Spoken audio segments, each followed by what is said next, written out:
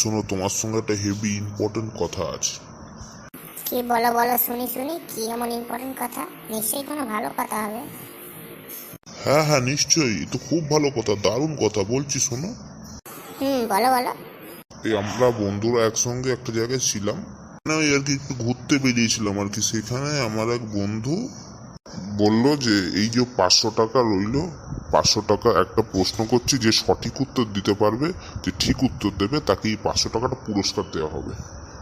ওমা, তাই নাকি? কি প্রশ্ন শুনি তো। বলছিল যে বলুন তো, এই মানে এই পৃথিবীতে সব থেকে ভয়ঙ্কর প্রাণী কি, যাকে আমরা সব থেকে বেশি ভয় পাই? ওমা, তাই? তারপরে তুমি কি বললে শুনি তো। বিশ্বাস করো, আমি ওই 500 টাকার লোভ ছেড়ে দিয়েছি, কিছুতেই লোভ করিনি, তাও তোমার নাম বলিনি আমি।